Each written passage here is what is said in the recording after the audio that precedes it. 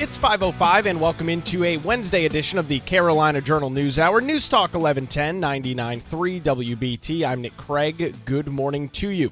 We start with breaking news this morning out of the Federal Court of Appeals. A panel there yesterday ruled 2-1 late last night to grant a stay and injunction in the election dispute involving North Carolina Supreme Court Justice Allison Riggs and Republican Jefferson Griffin.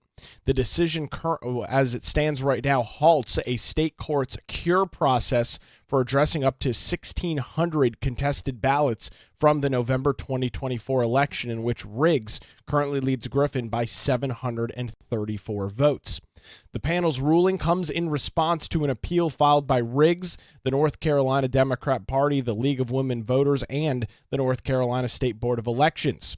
The court sided with Riggs, stating that the federal district court had not yet fully exercised jurisdiction or ruled on her constitutional claims.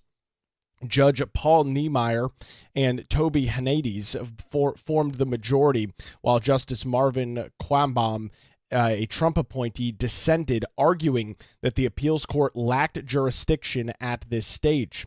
Griffin initially challenged more than 65,000 ballots in the contest, but most have since been deemed valid. The State Board of Elections now estimates 1,675 ballots remain in dispute. The federal judge overseeing the case, Richard Myers, previously refused to halt the state-level cure process that could have started as early as today, reasoning it wouldn't cause irreparable harm since the election results cannot yet be certified. The legal battle does continue, with Judge Myers requesting final briefs by April the 28th. No oral arguments are scheduled, and a ruling is expected soon. Riggs remains on the court during this dispute on the state Supreme Court, and Griffin does remain in the State Court of Appeals. So as it stands right now, the 30-day window that we have been talking about over the last couple of weeks to cure some 1,675 ballots, potentially up to somewhere in the 5,500 ballot range, has now been put on pause once again. We will continue to follow these details throughout the week. As I mentioned, there is that April the 28th, next Monday, deadline for some final briefs coming in. We'll be keeping an eye on all of the details. You can read more on this story by visiting our website, carolinajournal.com, this morning. And of course, we'll keep you up to date right here on the Carolina Journal News Hour, where it's now 5:08, News Talk 1110, 99.3 WBT. The saga between Democrat Governor Josh Stein and the Republican-led General Assembly continues as it relates to appointments throughout various groups and boards and commissions across the state of North Carolina. This morning, we turn our attention to the North Carolina Utilities Commission. To get some details on that, Mitch Kokai from the John Locke Foundation joins us on the Carolina Journal News Hour. Mitch, you walked us through last week some arguments that the governor's office has as it relates to the State Board of Elections. However, this morning we're talking about appointments to a completely different entity in the Utilities Commission. That's right, and there's a similar reason why this is cropping up now as to the earlier discussion about the Elections Board. Remember that the state law that was passed over then Governor Roy Cooper's veto late last year, Senate Bill 382, not only did it have some Hurricane Helene relief, but it made some structural changes to North Carolina government in various ways, removed some power from the governor's office, and gave that power to other places, including other members of the Council of State. In the Elections Board situation, it's taking power over the Board of Elections away from the governor and giving it to the state auditor, Dave Bolick. That was in court. And now the latest thing that has generated some court action is a plan to take an appointment to the Utilities Commission away from Governor Josh Stein and give it to the state treasurer, Brad Briner. Now, this wouldn't end up taking effect until July 1st, but on May 1st, the state law calls for Briner to put forward his recommendation for a new Utilities Commission member, and that person could get legislative approval so that by July 1st, that person would replace one of the governor's appointments. This is a 5-member board right now. Before Senate Bill 382, what happened was the governor had 3 appointments to the board. Legislative leaders had the other 2 appointments. So the governor had a 3-2 majority, and the governor also appointed the chair. So the governor always had a majority of the Utilities Commission. Senate Bill 382 kept the 2 legislative appointments, kept 2 appointments for the governor, but took one of the governor's appointments away and gave it to the state treasurer. Not only would that happen, but then the leadership of the Utilities Commission would not be appointed by the governor, but would be elected by the members of the Utilities Commission. Governor Stein has challenged this, saying, look, this is basically the General Assembly trying to get control of the Utilities Commission because they're giving an appointment to the treasurer, and then the treasurer's appointee and the legislative appointees, they will make the new majority and they will overpower the governor's appointees. This is part of a larger suit that's also challenging the governor's judicial appointments. The governor fills vacancies on North Carolina's courts, and it traditionally, when there's been a vacancy in the state Supreme Court or the state Court of Appeals, the governor can appoint whoever he wants or she wants, back in the case when Beverly Perdue was governor.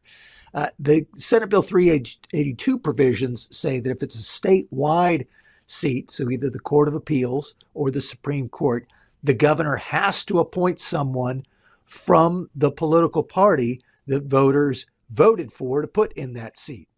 So if there were a vacancy on the state Supreme Court and it was one of the Republican members leaving, that Josh Stein couldn't do what previous governors have done and appoint someone from their own political party. He would have to appoint someone. Stein's a Democrat. He would have to appoint a Republican under the provisions of that law. Stein is challenging that. That's not part of what he's seeking in terms of the injunction, because there's no immediate need to deal with it. The Utilities Commission piece, though, does have a somewhat immediate piece, although the actual change wouldn't take effect until July 1st. The ball really starts rolling on May 1st, when the treasurer is supposed to appoint or supposed to name his appointee for legislative confirmation.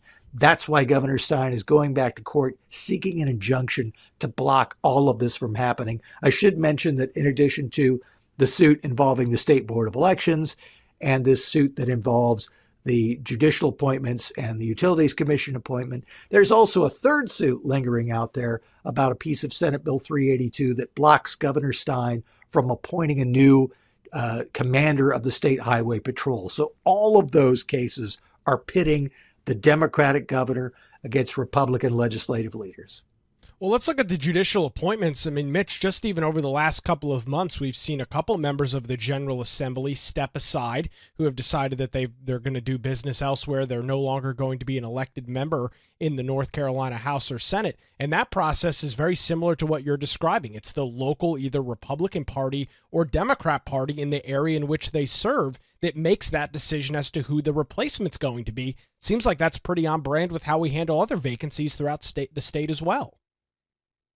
That's exactly the argument that was made when this change was put into Senate Bill 382, is that it brings it in line with what's done when other seats are filled. That when their legislative seat comes open, the local Republican or Democratic committee in that district comes up with a nominee, and the governor pretty much has to rubber stamp it. The governor can't say yay or nay.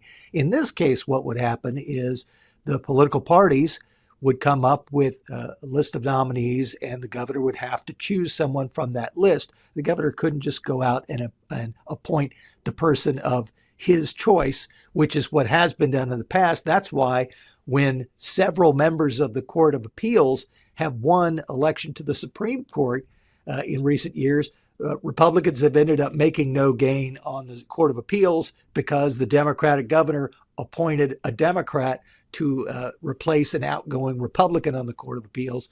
I think there's also been some discussion about the prospect that one or more members of our state Supreme Court, who are now Republicans, could be targeted by President Trump to fill a federal court vacancy. If that happens, then the current 5-2 majority that Republicans have on the state Supreme Court could shrink unless this law is allowed to stand.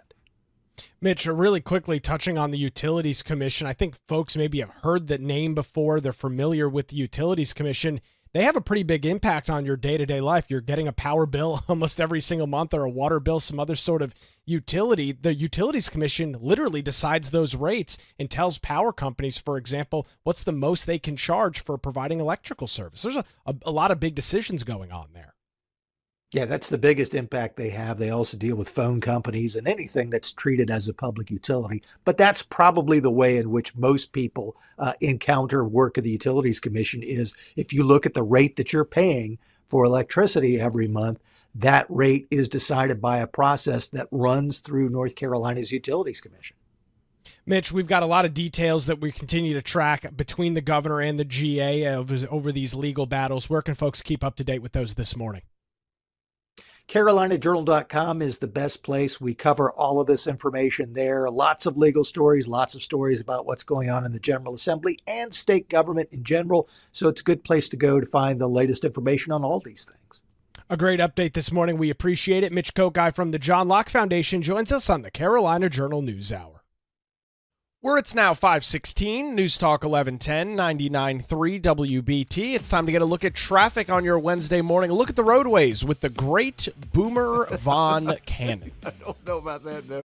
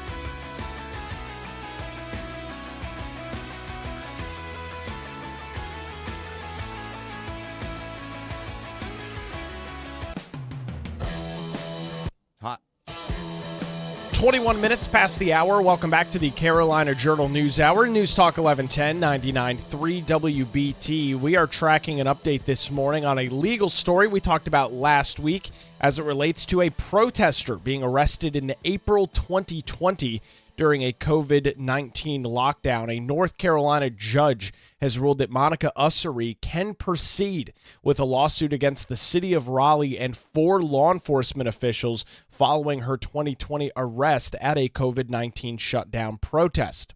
However, the court did dismiss claims against Governor Josh Stein, Wake County DA Lauren Freeman, and other state-level officials. Ussery was the only protester arrested at the first Reopen NC protest that happened in April of 2020, where she stood alone on government property after most of the other crowd had already left. She was charged with trespassing and violating Executive Order 121, but the charges were dropped in 2023 after she completed 25 hours of community service. Superior Court Judge George Hicks allowed the lawsuit to proceed against the city of Raleigh, former Police Chief Cassandra Deck Brown, Captain Diedrich Bond, Capitol Police Chief Roger Hawley, and Officer Derek Proctor. The judge dismissed the suit against other officials, citing government immunity and failure for the state a plausible claim. Monica Ussery alleges a conspiracy among officials took place to suppress their protest against COVID-19 policies of violating her constitutional rights to free speech, assembly, equal protection, and due process.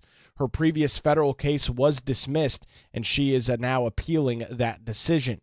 State lawyers argue that Ussery's claims are implausible, saying that her arrest was based on probable cause, not retaliation, and that COVID restrictions were, quote, content-neutral public health measures.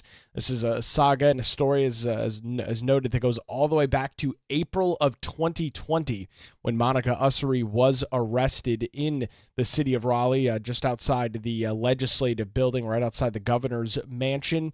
Her legal challenge can go forward again for the city of Raleigh and 4 law enforcement officials. Will be a very interesting story to keep an eye on. We'll keep an eye on the details right here on the Carolina Journal News Hour and, of course, over on our website, carolinajournal.com, where it's now 5:24, News Talk 1110, 99.3 WBT. Continuing our discussion this morning on tariffs and the trade war impacts here in the state of North Carolina. Yesterday, we talked about the impact on the sweet potato industry across the state. This morning, we turn our attention to tobacco, a major crop here in North Carolina. To walk us through some details this morning, Katie Zehnder, carolinajournal.com, joins us on the News Hour.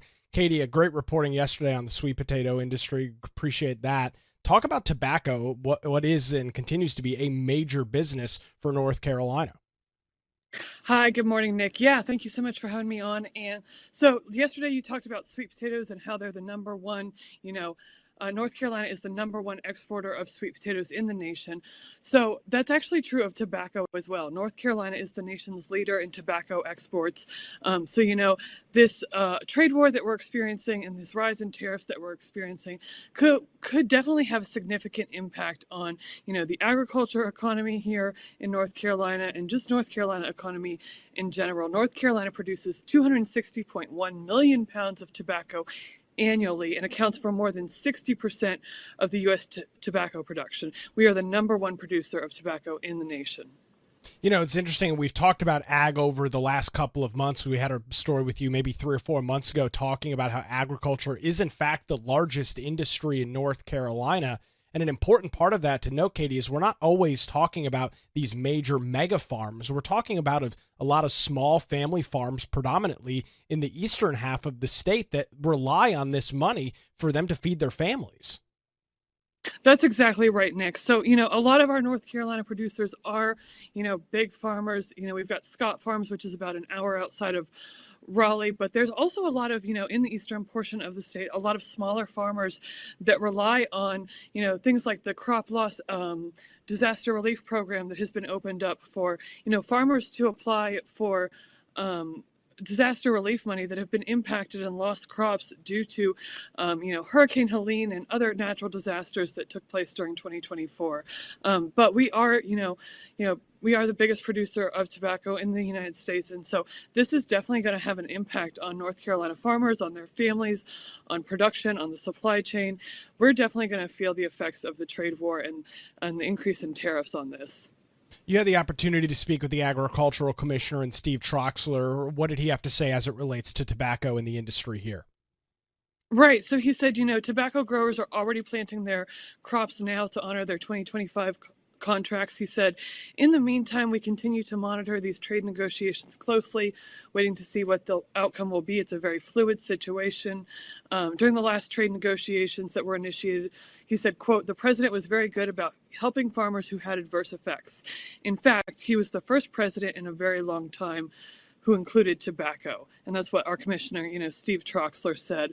There's some data from the Office of the U.S. Trade Representative that really speaks to how big tobacco is in North Carolina and how big of an export it is in the United States.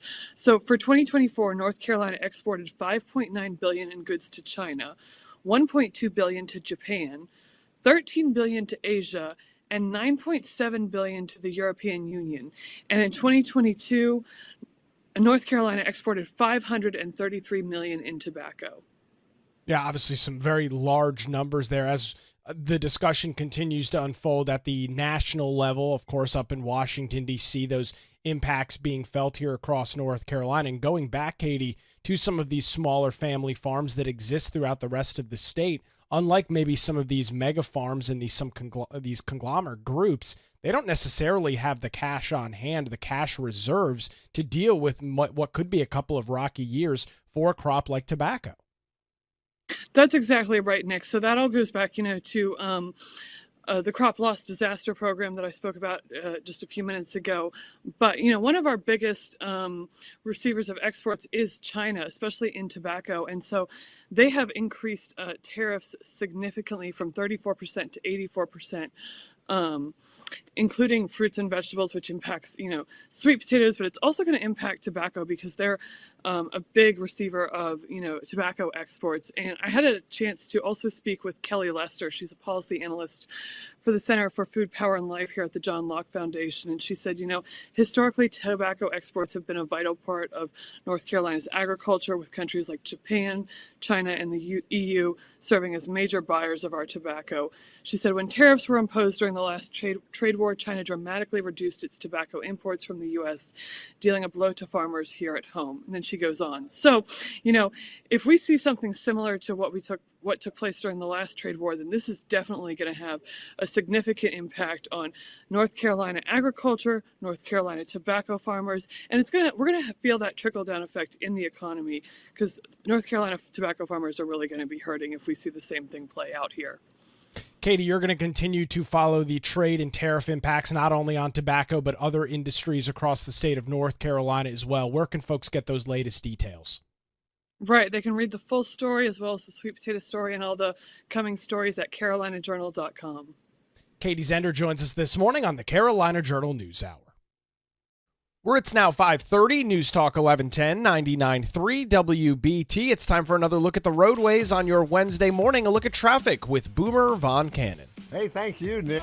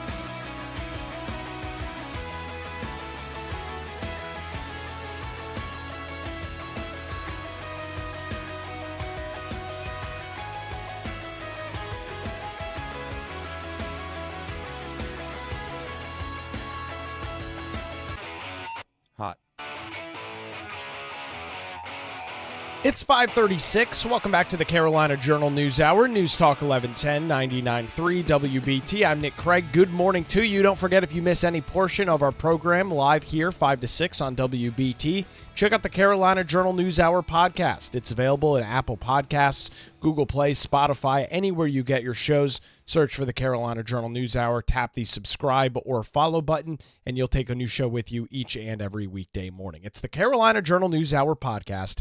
Download and subscribe now. Recapping our breaking news this morning as it relates, to the high-stakes race for the North Carolina Supreme Court. A federal appeals court panel in a decision last night split a 2-1 decision in granting a stay and injunction requested by the Democrat State Supreme Court Justice Allison Riggs and other groups in the election dispute involving that race. The panel issued 3 nearly identical orders responding to appeals filed by Riggs, the North Carolina Democrat Party, and the League of Women Voters of North Carolina. Each appeal challenged U.S. Chief District Judge Richard Myers' decision to allow a state court cure process to move forward for resolving some 1,675 or more disputed ballots in last fall's election. Now the process is on hold as Myers considers legal arguments from Riggs, Democrat left-of-center activist groups, the State Board of Elections, and Republican candidate Jefferson Griffin.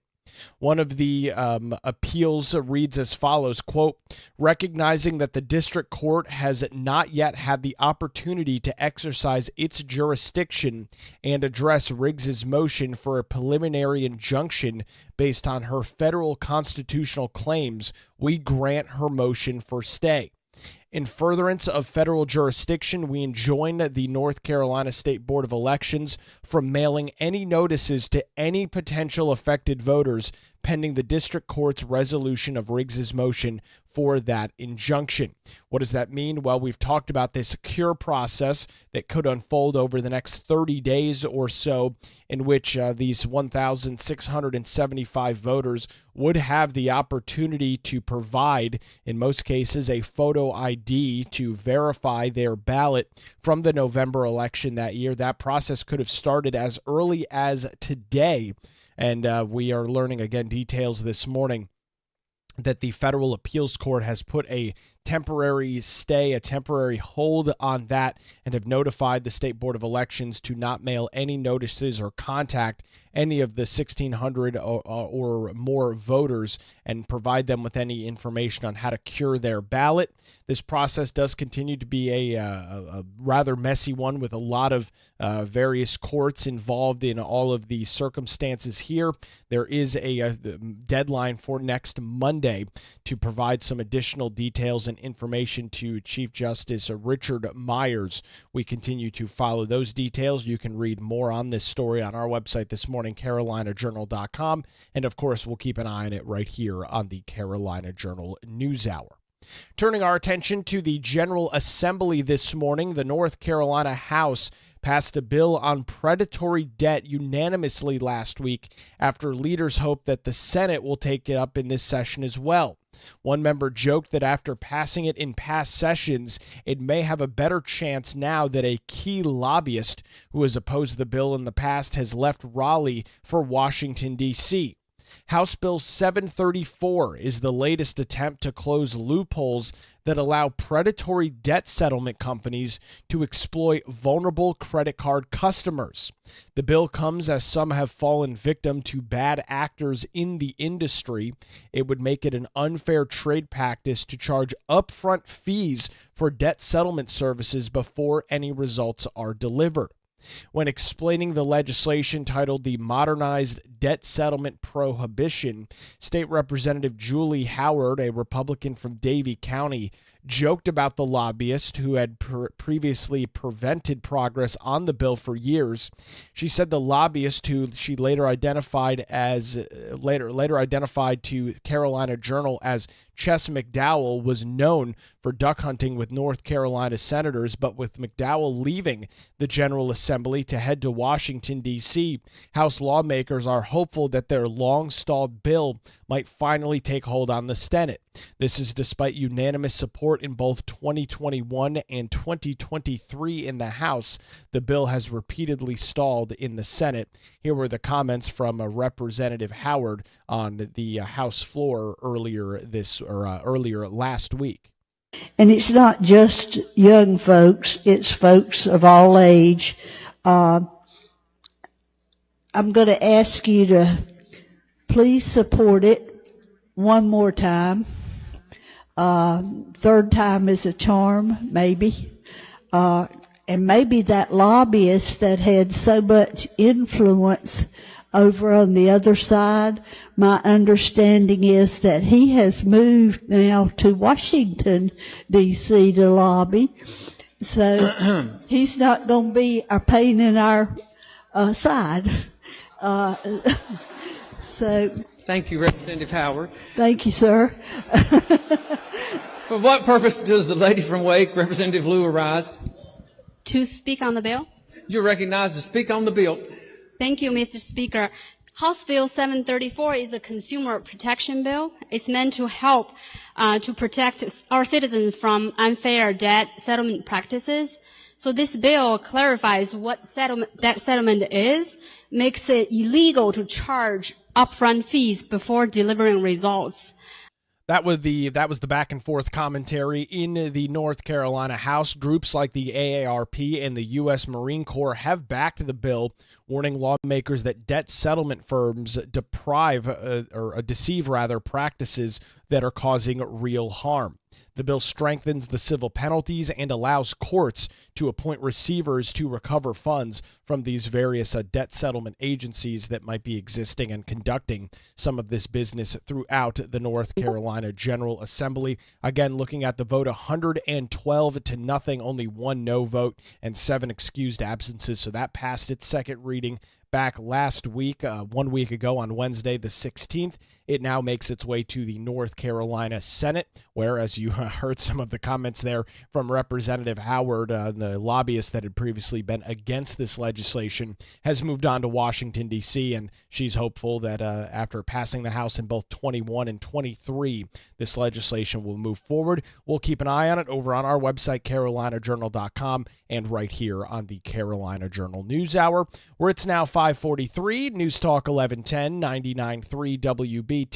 Time to get another look at traffic this morning, a look at the roadways with Boomer Von Cannon. Hey, thank you, Nick.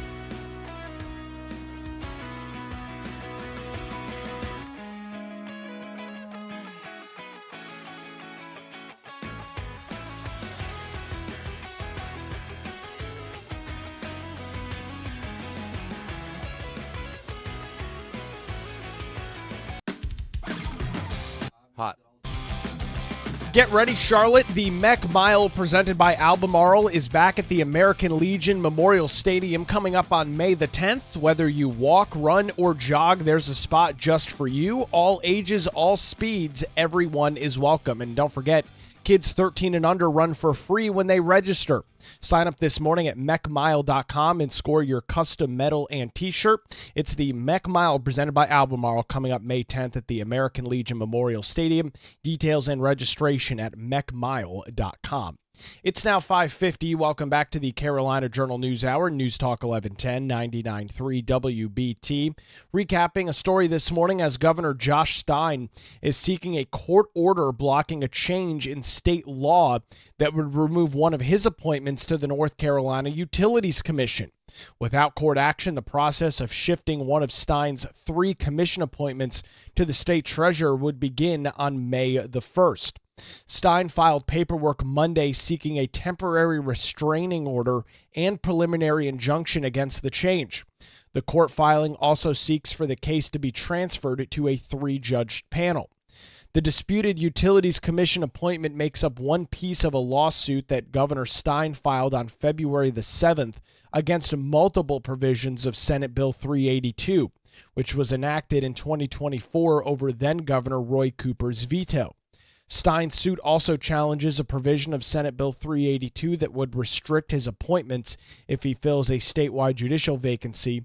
Stein challenges another law that limits his authority over the State Building Code Council as well. However, Monday's court filing mentioned only the Utilities Commission before SB 382. The governor appointed 3 of the commission's 5 members. Legislative leaders appointed the other 2 members, and the governor also selected the commission's chair, meaning that the political party in the association with the governor was the majority on the Utilities Commission. The challenged law moves one of Stein's appointments to State Treasurer Brad Briner, with the bill also removing Stein's authority to select the chair. Stein's lawyers wrote, quote, "As a result, the governor will no longer be able to appoint, supervise, or remove a majority of the members of the Utility Commission. The law calls for Briner to name his appointee by May the 1st for legislative confirmation. Briner's appointee would replace a governor appointee whose term ends on June 30th and kicks off July 1. The lawsuit, or the Stein's lawyers wrote, quote, "Starting July 1, 2025, and upon legislative confirmation of the treasurer's appointee, the Utilities Commission is likely to elect a new chair that is not one of the governor's appointees. These changes will cause immediate and irreparable injury, loss, or damages to the governor if allowed to take place. The restructuring of the Utilities Commission also violates the North Carolina Constitution, according to the court filing from Stein's lawyers. Senate Bill 382's changes to the Utilities Commission prevents the governor from fulfilling the duties and exercising the power assigned to him in the Constitution. Senate Bill 382 combined Hurricane Helene relief with a series of changes to state government structures. Lawmakers approved the measure in December over then-Democrat Governor Roy Cooper's veto. Both Cooper and Stein are Democrats, and the legislative leaders continue to be Republicans. In separate lawsuits, Stein challenges plans to move the State Board of Election under the authority of State Auditor Dave Bullock, a Republican, and prevents the governor from appointing a new commander of the State Highway Patrol. So obviously here you've got a lot going on with this legislation. As we've talked about this morning, the Utilities Commission making its attention known this morning. That group is responsible for setting rates for things like power, water and sewer, phone service, anything that is deemed a public utility across the state of North Carolina does in fact have to go to the state and the Utilities Commission to get guidance on what rates can be. We'll continue to track those details. Continuing our conversation this morning on ongoing tariffs and trade wars, North Carolina, the nation's leader in tobacco exports, could face economic fallout from the Trump administration's recent tariff increase, which have set off a spiraling trade war. North Carolina produces a whopping 260 million pounds of tobacco each year, accounting for 60% of U.S. tobacco production and making North Carolina the #1 producer in the nation. Agricultural Commissioner Steve Troxler told the Carolina Journal, quote, "I know tobacco growers are busy planting their crops now to honor their 2025 contracts that they have in place with places like China. In the meantime, we will continue to monitor these trade negotiations very closely, waiting to see what the outcome will be because it is a very fluid situation. Going back to the last trade negotiations that were initiated, the president was very good about helping farmers who had adverse effects. In fact, he was the first president in a very long time who included tobacco," end quote from Steve Troxler. According to data from the Office of U.S. Trade Representatives in 2024, North Carolina exported $5.9 billion in goods to China, $1.2 billion to Japan, $13 billion to Asia, and $9.7 billion to the European Union. In 2022, North Carolina exported more than $500 million in tobacco. Kelly Lester, the policy analyst for the Center for Food, Power, and Life at the John Locke Foundation, said, quote, "Historically, tobacco exports have been a vital part of North Carolina's agricultural strength, with countries like China, Japan, and the European Union serving as a major buyer of our product. When tariffs were imposed during the last administration, China dramatically reduced its tobacco imports from the United States, dealing a blow to farmers here in North Carolina. A repeat of that scenario could once again destabilize the tobacco market, lowering prices and putting immense financial pressure on growers who are already navigating inflation, labor shortages, and tightening regulations," end quote. North Carolina has 822 tobacco farms and generates revenues of over $557 million a year, adding almost $200 million to the state's GDP, according to a FDA report out back a couple of years ago. We will continue to track the trade war and the impacts across North Carolina's various industries. We'll keep an eye on that. That's going to do it for a Wednesday edition of the Carolina Journal News Hour. WBT News is next, followed by Good Morning BT. We're back with you tomorrow morning, 5 to 6, right here on News Talk 1110 and 99.3 WBT.